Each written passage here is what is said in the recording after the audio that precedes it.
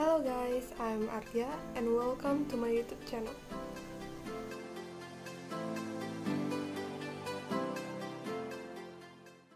So in this video, I'm going to talk about circular queue, the definition of circular queue, the basic operation, and including the C or C++ program for inserting and deleting in circular queue. So let's get started with the PowerPoint. So this is circular queue, and here is my profile. It's not really important, so let's skip. And then circular queue. A circular queue in C stores the data in very vertical manner. It is a linear data structure. It is very similar to the queue, and the only difference is that the last node is connected back to the first node. So that's why we call it circular. And then circular queue commonly used to fix or optimize an ordinary queue. It is simply because the ordinary queue can enqueue or add or insert any data if the rear already reached the max.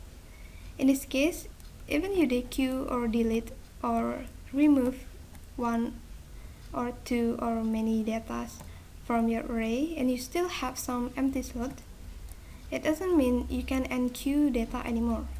So to overcome this problem, we can use circular queue method, and here the detailed explanation of it. So here the basic operation. There are enqueue, dequeue, pick or display. So first enqueue. This is very simple function that is to insert new element at the end of the queue. So if we are inserting a new element, it will go to the rear. And dequeue is used to remove from element of the queue. So display or pick, this is used to display the queue element values. So what's element in your array and how much you have and many more, just like that. And then it's full. So it's full is just to checking whether the array is full or not. And it's empty, so this is the opposite one with the previous method. So it's empty method is used to checking whether the array is empty or not. And then let's get started to the program. Oh right, I forgot to tell you that when I'm explaining the program, I will use Bahasa Indonesia. So for you, an Indonesian or the viewers will not get confused with my broken English.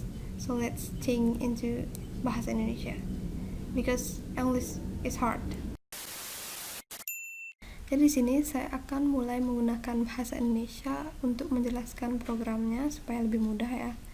Saya juga nggak yakin dengan bahasa Inggris saya. Well, oke, kalau gitu kita mulai aja. Oke, jadi di sini saya sudah menyiapkan program yang sudah jadi ya, sudah sampai terakhir, sudah saya siapkan. Dan program ini bersumber dari Geeks4Geeks. Jadi kalian bisa menemukan shortcode di sana, dan kalian bisa mengaksesnya dari link yang sudah tertera di description box. Dan kita mulai aja langsung untuk penjelasan per masing-masing bagiannya hingga keseluruhannya. Jadi di sini ada struct dengan nama strukturnya queue. Ini adalah nama structure. Dan struct ini berfungsi untuk menyimpan banyak data ya, kumpulan data dengan tipe data yang berbeda-beda. Nah, di struct ini juga menyimpan fungsi. Jadi nanti fungsi ini akan mengakses fungsi-fungsi lain di bawahnya. Jadi di sini ada fungsi enqueue, ada fungsi dequeue, kemudian ada fungsi display juga, dan ini adalah in main-nya. Jadi ini adalah program utamanya. Dia akan menjalankan program yang paling pertama. Jadi ketika program dieksekusi, maka yang dicari adalah main-nya. Ini akan jalan terlebih dahulu. Baru dia akan mencari, misalkan seperti ini, baru dicari fungsi enqueue-nya, seperti ini, baru dicari fungsi display-nya. Nah, seperti itu. Oke, kemudian pada struct ini kita mendeklarasikan beberapa variabel ya. Pertama ada rear, dan juga front yang dideklarasikan dengan tipe data integer. Kemudian untuk circular queue-nya sendiri itu ada variable size dan juga r dengan tipe data yang sama, integer. Namun r di sini memiliki pointer ya, jadi pointer itu nanti akan menunjukkan suatu alamat, pada dasarnya seperti itu, pointer, dan dia akan mengakses alamat tersebut. Nah, di sini ada q in s, dan front sama dengan rear sama dengan min 1, s sama dengan size, r sama dengan new in s. Nah, jadi di sini front sama dengan rear sama dengan min 1, artinya bahwa array tersebut dalam keadaan kosong seperti gambar sebelah ya. Ini belum saya. Nah, seperti ini. Jadi front dan rear ini masih min 1, jadi nggak ada apapun di sini, tidak ada elemen sama sekali dalam array. Kemudian s sama dengan size, r sama dengan new in s. Jadi r ini, pointer r ini nanti akan menuju ke s, dimana s ini merupakan size. Size adalah ukuran dari array-nya. Jadi seberapa panjang array yang ingin kita buat, itu kita nanti isikan sendiri. Misalkan seperti gambar sebelah, size-nya adalah 6.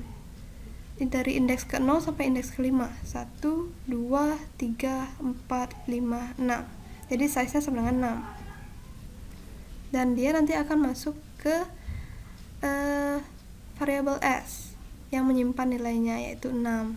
Nah, di sini ada 6 tempat yang bisa diisi oleh elemen, seperti itu.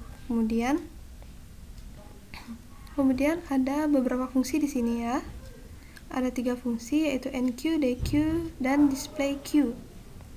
Nah, di sini fungsi yang pertama void enqueue in value. Ya, di sini enqueue ketika nanti dieksekusi tidak akan mereturn nilai apapun. Berbeda dengan dequeue yang akan mereturn nilai dengan tipe data integer. Nah, untuk enqueue di sini dia memiliki parameter in value. Jadi di sini nanti dia akan menyimpan elemen-elemen apa yang kita masukkan. Jadi kita mau input elemen berapa, misalkan 10 atau 15, 2, 3. Nah, dia masuk ke sini. Kemudian untuk in dequeue sudah tadi, dan terakhir ada void displayQueue. Nah, ini untuk menampilkan isi dari array, yaitu elemen-elemen apa saja dalam array tersebut. Nah, akan ditampilkan melalui fungsi ini.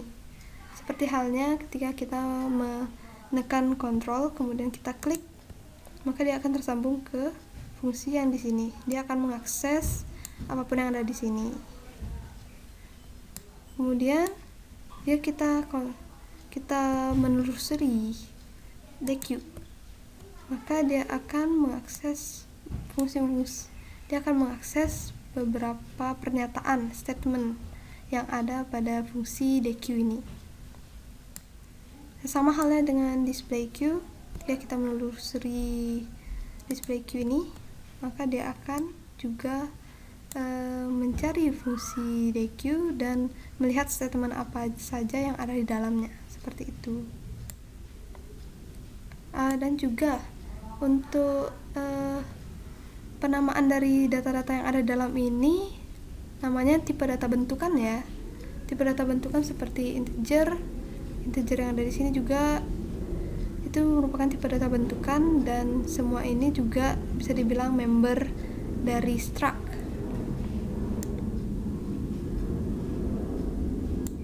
Kemudian kita lanjut ke fungsi yang pertama, yaitu enqueue.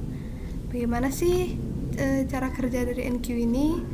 Nah, kalau cara kerjanya jelas kita akan pertama, ketika program dieksekusi, kita akan menginputkan elemen ke dalam array yang kita miliki. Berapa panjang arraynya, kita akan memasukkan elemen ke sana. Jadi fungsi enqueue ini nanti akan melihat beberapa statement, dan dia akan mengeksekusi kondisi yang mana yang tepat dan sesuai dengan kondisi saat kita menginputkan nilai saat seperti itu. Misalkan if front sama dengan 0 dan rear sama dengan size min 1 atau rear sama dengan front min 1 modulo size min 1. Nah, apa sih maksud dari statement ini? Nah, pernyataan ini atau statement ini seperti ini.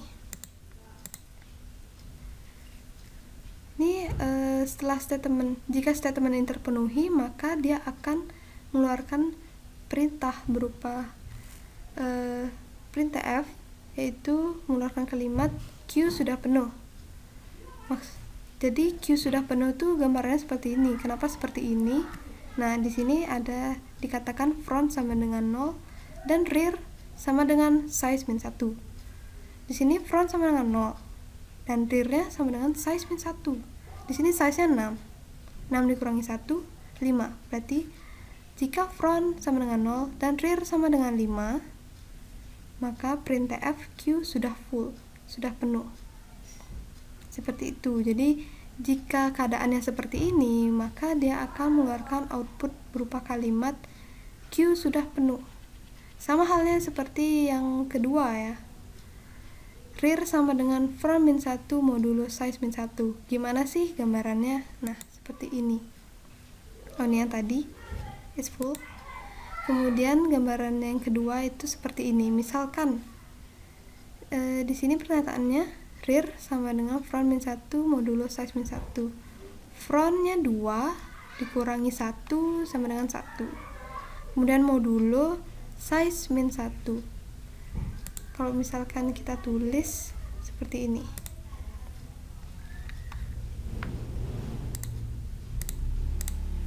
Nah, seperti ini ya. Kalau misalkan ditulis front min 1, 2 min 1 sama dengan 1. Kemudian size min 1, 6 min 1 sama dengan 5. Kemudian kita akan modulo 1 dengan 5. Maka hasilnya adalah 0 sisa 1. Jawab. Nah, jadi di sini hasilnya adalah 1. Dan di pernyataan ini, jika rear sama dengan front min 1 modulo size min 1, maka artinya gini, rear sama dengan 1 di sini. Maka printf Q sudah penuh. Rear, apakah rear sama dengan 1? Benar, rear sama dengan 1 di sini. Jadi kayak gitu ya untuk yang seperti itu. Jadi seperti itu yang kedua, rear sama dengan front min 1 modulo size min 1. Jadi di sini artinya rear sama dengan yang ini. Rear sama dengan 1. Dia keadaannya true ya. Maka dia akan memprintf Q sudah penuh atau full. Kemudian kemudian else if yang kedua itu ada front sama dengan min 1, front sama dengan rear sama dengan 0, r rear sama dengan value. Jadi di sini ketika seperti ini gambarannya. Nah, ini front sama dengan min 1. Berarti keadaannya seperti ini ya. Front sama dengan min 1, tidak ada elemen apapun. Jadi ketika kita memasukkan value atau elemen ke dalam array, maka front sama dengan rear sama dengan 0. Artinya sudah bertambah satu elemen. Jadinya dia front sama dengan rear sama dengan 0. Elemennya sudah bertambah 1. Jadi di sini r rear sama dengan value. Nah, maksudnya itu seperti ini.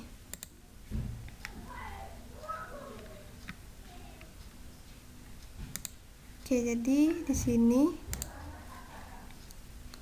kita memasukkan awalnya keadaannya adalah seperti ini, kemudian kita masukkan sebuah elemen jadi seperti ini, maka front sama dengan rear sama dengan 0, r rear sama dengan value. R rear sama dengan value maksudnya r di sini ini adalah rear-nya. Jadi front dan rear-nya adalah indeksnya ya. Jadi dia ini frontnya 0, rear-nya 0, dan value-nya misalkan kita isi dengan angka 9 seperti itu. Jadi R0 sama dengan 9. Ini seperti array jadinya. Ini jadinya kalau kita jelaskan, kalau kita lihat lagi seperti array. Jadi R0 sama dengan value, R0 sama dengan 9, seperti itu. Kemudian Untuk else if yang kedua, itu rear sama dengan size min 1 dan front tidak sama dengan 0. Misalnya seperti ini. Rear sama dengan size min 1. Jadi rear sama dengan 5. Karena size min 1 tadi 6 dikurangi 1 sama dengan 6 dikurangi 1 sama dengan 5. Dan frontnya tidak sama dengan 0. Misalkan frontnya 2 seperti gambar sebelah. Maka dia akan, ketika kita menambahkan elemen, jelas rear-nya bakal ke 0 karena dia bertambah ya. Elemen jika masuk, dia akan masuk pada rear. Jadi dia gambarannya akan jadi seperti ini. Jadi rear-nya sama dengan 0, rear sama dengan value. Maka r 0 sama dengan value-nya berapa? Misalkan kita menambahkan elemen 4 dalamnya, seperti itu. Kemudian yang terakhir yaitu selain tiga kondisi di atas, maka ketika kita menambahkan value, dia akan masuk ke kondisi yang terakhir, else. Rear plus plus, rear sama dengan value. Ini merupakan kondisi yang umum. Pada umumnya, penambahan elemen pada queue atau antrian itu seperti ini. Contohnya simple banget. Ini benar-benar untuk kondisi yang terakhir benar-benar kondisi yang pada umumnya ya. Misalkan rear-nya kondisinya sama-sama tidak ada apa-apa, tidak ada elemen apapun dalam array. Kemudian kita tambahkan elemen, kemudian kita tambahkan lagi seperti itu. Jadi rear-nya plus plus, rear-nya dia akan nambah terus dari 1, 2, 3, 4, 5. Jadi rear sama dengan value ini ya akan bertambah sesuai dengan pertambahannya. Misalkan kita ulang dari awal. Di sini R 0 sama dengan value-nya berapa? Kita isi 9 misalkan. Kemudian nambah lagi, berarti rear-nya plus plus, berarti R rear sama dengan value. R1 sama dengan value-nya berapa? Tadi di sini 9, misal di sini 4. Berarti R1 sama dengan 4. Kemudian nambah lagi di sininya, misalkan di sini 9, sini 2. Berarti R2 sama dengan 2. Seperti itu. Kemudian nambah lagi 9, ini 4, ini 2, ini misalkan 1. Maka R3 sama dengan 1. Dan begitu seterusnya hingga dia full. Kemudian lalu kenapa kita tidak menuliskan ini terlebih dahulu, baru kita, karena ini bentuk yang paling umum, baru kita lanjut ke yang lainnya? Ya karena ini adalah kondisi yang khusus, otomatis dia adalah kondisi yang dimana ketika tidak sesuai pada umumnya, dia akan bisa dieksekusi terlebih dahulu. Kalau misalkan kondisi pada umumnya tinggal indeks rear-nya itu bertambah gitu aja, kan tinggal di sini kondisinya false lewat, sini kondisinya false lewat, sini kondisinya false lewat, ya udah di sini seperti itu.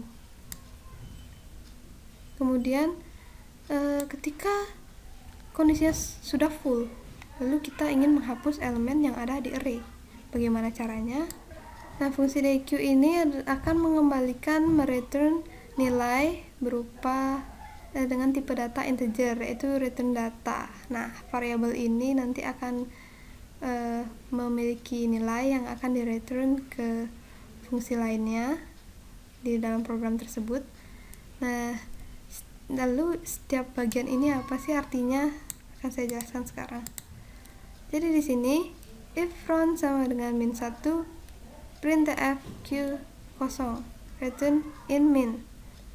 Jadi maksudnya di sini seperti ini. Is empty ya, karena Q-nya kosong. Frontnya sama dengan min 1, tidak ada apa-apa. Lalu kita mencoba untuk menghapus. Ya jelas tidak terhapus apa-apa ya.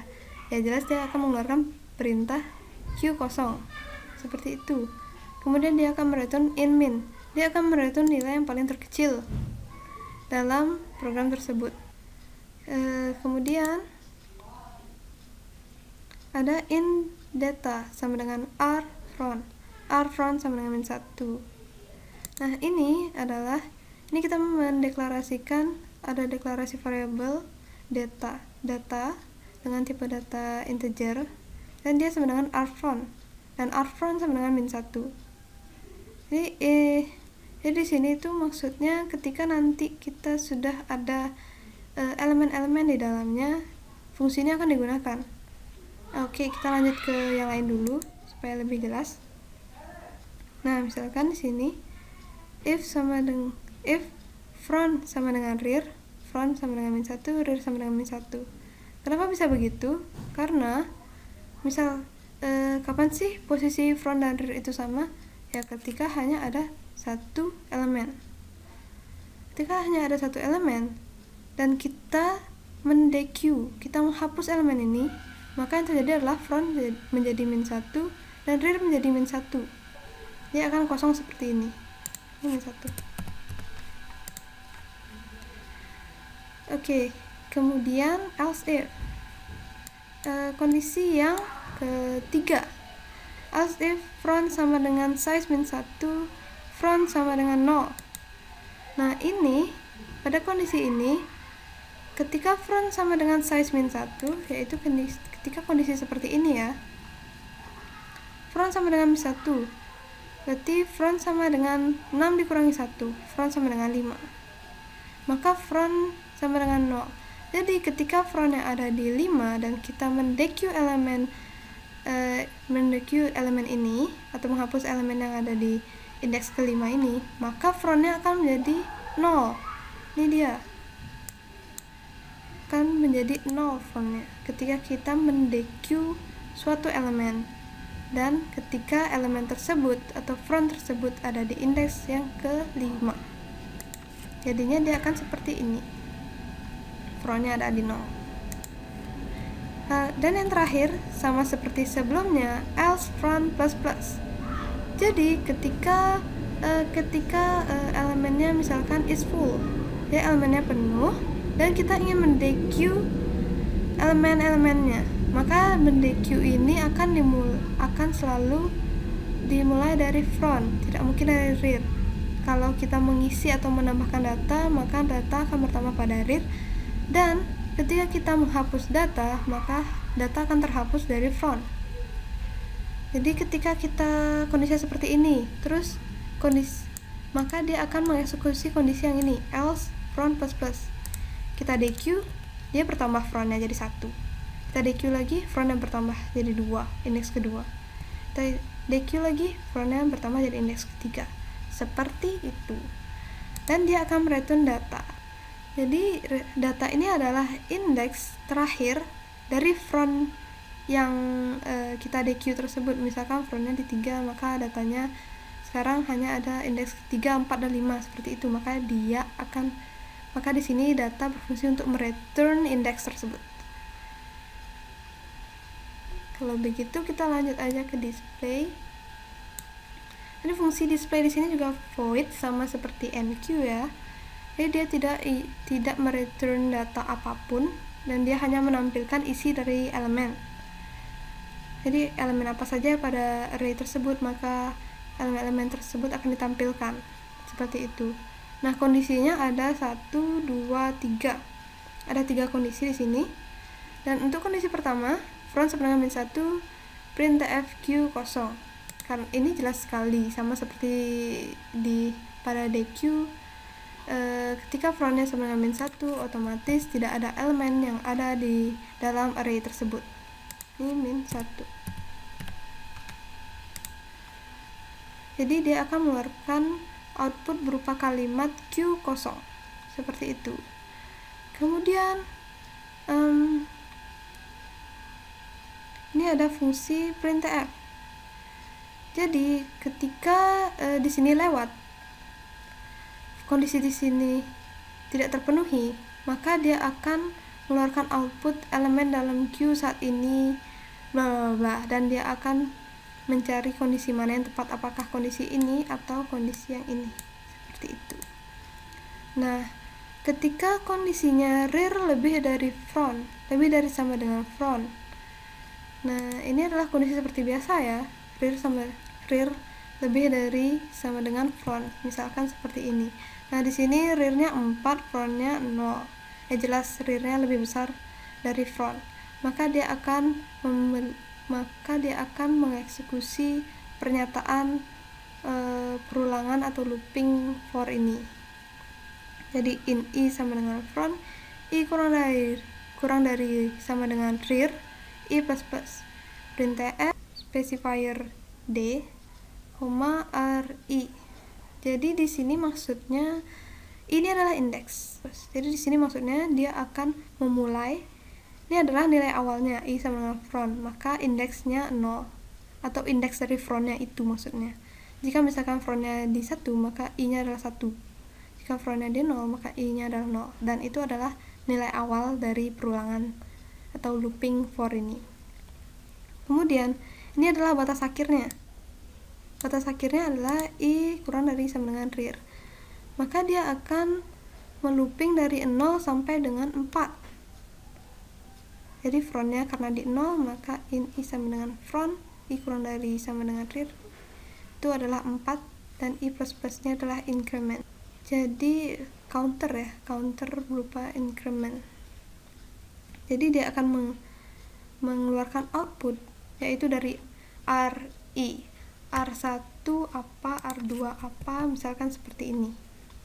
Jadi di sini dia akan mulai dari RI yaitu R0 yang pertama. R0 12, maka displaynya pertama 12. Kemudian dia akan berlanjut I++, maka I-nya akan menjadi 1.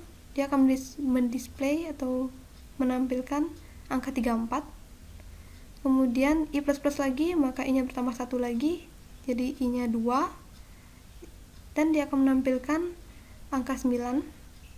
Lalu berlanjut angka 3 dan angka 20 terakhir. Jadi seperti itu untuk kondisi yang pertama. Kemudian nih ada contoh yang kedua, sama juga ya, rear lebih dari sama dengan front, rear-nya 5, front-nya 2. Jadi di sini for I sama dengan front, maka I-nya adalah dimulai dari kedua dan akan berakhir di I kurang dari sama dengan rear. Maka I akan berakhir di 5 dan I plus plus, jadi 2. Jadi dari I1, kemudian I3, I4, I5. Dia akan mendisplay angka-angka yang mulai dari 2 sini sampai 5. Jadi displaynya adalah 9, 3, 20, 15. Seperti itu. Kemudian selain dari pernyataan di atas, dan dari dua kondisi ini, maka dia akan melakukan perulangan yaitu in I sama dengan front, I kurang dari size, I plus plus. For I sama dengan 0, I kurang dari sama dengan rear, I plus plus. Nah, ini dua perulangan yang nyambung ya. Maksudnya seperti ini. Nih. Jadi kondisi yang ini itu bisa dibilang tidak selamanya rear itu lebih dari sama dengan front. Bisa aja front lebih dari sama dengan rear, seperti gambar di sebelah sini. Jadi frontnya bisa saja 4 dan rearnya sama dengan 1. Jadi frontnya lebih besar daripada rear. Dan kondisi ini akan masuk pada dua perulangan ini. Kenapa 2? Karena seperti ini. In I sama dengan front, I-nya berarti sama dengan 4. I kurang dari size, I plus plus. Printf RI. Jadi dia akan dari 4 ini sampai I-nya kurang dari size. Size-nya berapa? Size-nya 6. Maka I 4 dan 5 aja yang keluar nanti. Karena ini mulainya dari 4. Jadi ini nggak kena nanti. Jadi untuk perulangan yang ini hanya berlaku untuk 4 dan 5. Jadi I-nya 4, mulainya dari 4 sampai dia berakhir I kurang dari size yaitu 5. Jadi hanya ini yang keluar nanti. Lalu ini bagaimana cara nampilnya? Nah, yang ini. Jadi I sama dengan 0, I kurang dari sama dengan rear, I plus plus. Jadi ini terus akan menampilkan juga for yang kedua. Jadi i-nya sama dengan 0, i-nya kurang dari rear, i plus plus. Jadi ini kedua ini akan tampil. Jadi i sama dengan 0, kemudian i plus plus, berarti i-nya jadi 1, 0 tambah 1, 1. Jadi nanti yang akan tampil pada kondisi else yang ini, selain 2 di atas ini, kondisi yang ini nanti akan keluar perulangan yang pertama, yaitu 4 dan 5, akan mendisplay elemen yang ada di 4 dan 5, dan perulangan yang kedua akan mendisplay dari 0 sampai 1. Jadi dia displaynya akan seperti ini, 20, 15, 12, 34, seperti itu. Kemudian kita sudah selesai membahas tentang fungsinya, dan kita masuk ke program utamanya dia. Jadi di sini saya mendeklarasikan variable choice dan dengan tipe data integer, dan variable x dengan tipe data integer. Nah, ini adalah struct, dan ini objeknya.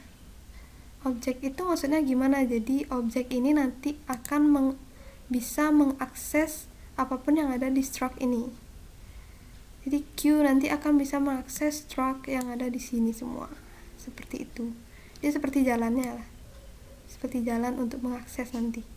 Dan kita mengisi 6, angka 6 di sini, itu nanti masuk ke sini in S, dan dia akan masuk ke sini, size-nya berapa, yaitu 6, dan dia akan masuk ke array-nya seperti itu.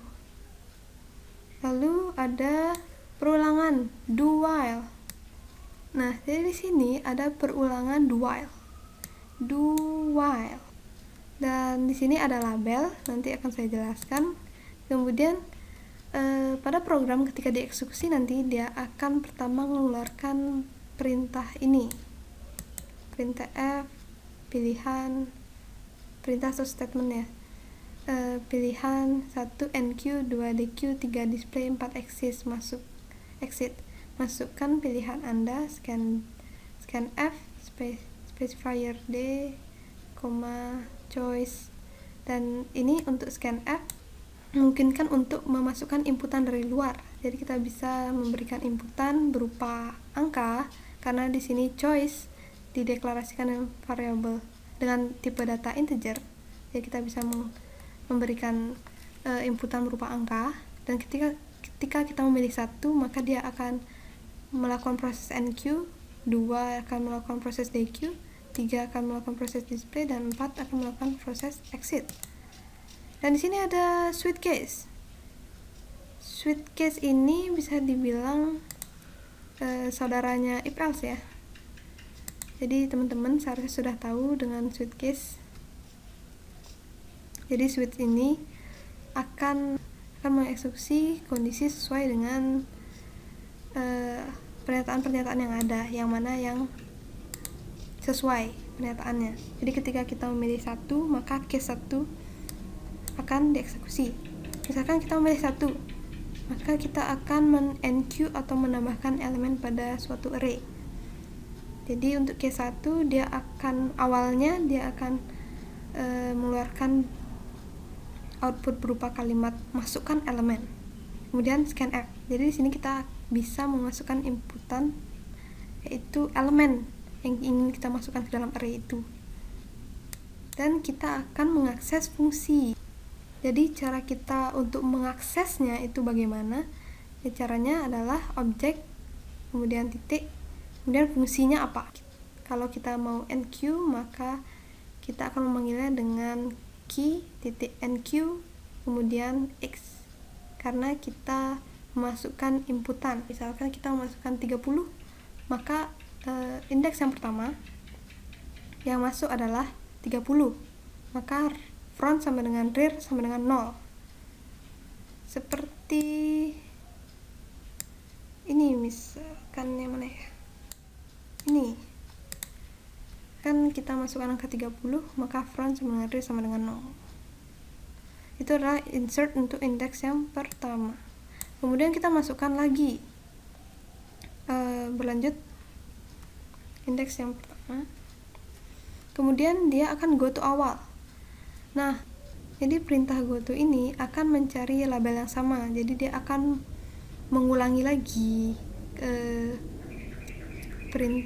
perintah dari awal. Misal, jadi ketika kita selesai menambahkan suatu elemen dan kita go to awal, maka dia akan kembali ke sini lagi, dia akan nge-print lagi, dan kemudian kita masukkan pilihan lagi, kita memilih apa, NQ, DQ, display, exit, kemudian dia akan mencari kondisi yang tepat, seperti itu. Kemudian ketika misalkan kita memilih satu lagi yang sama, maka dia akan nge-print, masukkan elemen, kemudian kita akan memasukkan elemen yang ingin kita masukkan, kita akan mengakses fungsi NQ, dan kita go to awal lagi, ke sini lagi. Kemudian kita lakukan hal yang sama lagi, misalkan sekarang kita memilih DQ, maka dia akan ke case yang kedua, seperti itu. Kemudian untuk case yang kedua itu sama juga, kita memakai objek lalu kita mengakses fungsinya yaitu DQ untuk menghapus, kemudian kita go to awal lagi, lalu kita print lagi pilihan, kemudian masukkan pilihan, kemudian misalkan kita mendisplay, maka kita akan mengetikkan angka 3 di sini, dan dia akan mencari, switch ini akan mencari kondisi yang tepat yaitu case 3, dan kita akan mengakses fungsi display Q, dan kita go to awal lagi, kemudian misalkan memilih 4, maka dia akan menuju case 4, dan dia akan mengeprint atau mengeluarkan output berupa kalimat Anda telah keluar dari program, terima kasih. Kemudian dia akan mereturn 0, maka artinya program telah berakhir. Nah, untuk default nih, ketika kita tidak memilih angka 1, 2, 3, 4, maka dia akan mengeluarkan output berupa kalimat pilihan yang Anda masukkan tidak ada, coba lagi. Dan dia akan go to awal lagi. Dia akan mengulangi lagi proses yang sama dari awal. Dan untuk proses do while ini, while-nya dengan kondisi choice tidak sama dengan 4. Jadi ini sama aja dengan case yang keempat. Jadi kalau misalnya kita memilih 4, ya udah dia keluar dari program. Seperti itu. Dan ini sudah sampai akhir ya penjelasannya. Oh ya, dan juga kenapa kita memakai do while? Kita tidak mengetahui berapa banyak perulangan yang akan dilakukan sampai dia menemukan titik keluarnya dia. Misalkan seperti ini, case-nya 4, baru dia keluar dari program, seperti itu. Dan juga untuk do while ini kita bisa memasukkan kita bisa memasukkan pernyataan-pernyataan ya, seperti switch case atau enggak, atau misalkan print TF, kemudian scan F, seperti itu. Jadi ini sudah selesai saya jelaskan. Moga-moga bisa paham dengan apa yang saya pahami, apa yang saya jelaskan, semoga bisa paham ya. Kemudian kita coba run. Nah, kompilernya sudah berhasil dan kita coba run. Tadi compile ya, saya salah bilang sepertinya. Kemudian misalkan kita masukkan pilihan Anda, kita coba untuk menambahkan suatu elemen. 1, masukkan elemen 12, maka dia akan mengulang lagi. Itu adalah perintah go to awal. Ini ya, perintah go to awal. Di sini dia memasukkan elemen, ini dia masukkan elemen. Kemudian elemen ini akan masuk ke fungsi key.nq ini. Kemudian kalau kita masukkan pilihan sama lagi, kita ingin masukkan lagi, maka kita bisa masukkan elemen lagi, misalkan 14. Sama seperti tadi. Kemudian kita masukkan lagi elemennya, misalkan 35.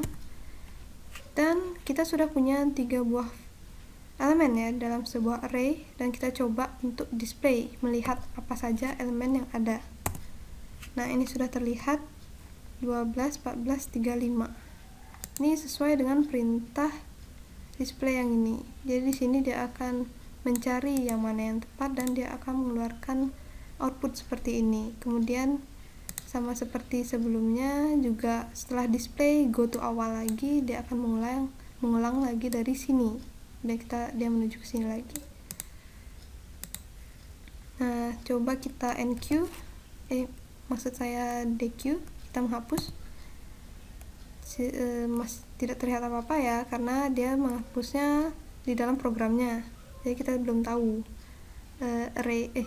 maksud saya elemen apa saja yang ada dalam array tersebut yang masih tersisa. Kemudian kita coba deque lagi. Di sini kita sudah mendeque 2 elemen, dan elemen yang terdeque adalah mulai dari front. Harusnya dari sini ya, dia mendeque, kemudian di sini juga mendeque, dan tersisa adalah 35. Coba kita display. Ya, benar saja. Maka yang tersisa adalah hanya elemen 35. Kemudian kita coba masukkan pilihan lagi, kita coba menambahkan lagi, kita masukkan elemen 48 seperti itu, maka dia akan menambahkan elemen ke dalam array-nya, dan seharusnya 48 akan ada di belakang 35. Coba kita tambahkan lagi, misalkan 90, dan kita coba display. Seharusnya setelah kita menambahkan 2 elemen lagi, maka yang akan terlihat adalah 35, 48, dan 90. Kita coba display. Ya, benar, 38, 35, 48, dan 90. Dan ketika kita menekan pilihan 4, oke, kita coba dulu kosongkan ya. Ada 3 elemen kan? 1, 2, 3. Dan kita mendisplay. Q-nya kosong, karena Q-nya sudah tidak ada isinya. Kemudian coba kita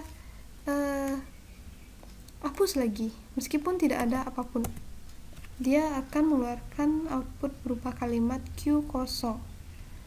Nah, seperti itu ya program dari C++, dari circular queue.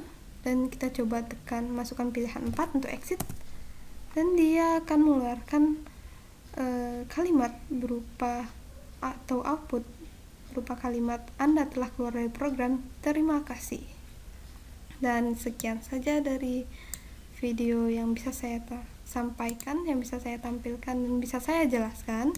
Semoga teman-teman bisa mengerti semua. Jika ada kekurangan mungkin bisa diberikan kritik dan sarannya di kolom komentar. Oh ya, dan juga jangan lupa, don't forget to hit the subscribe and the little bell down below so you don't miss any of my new videos.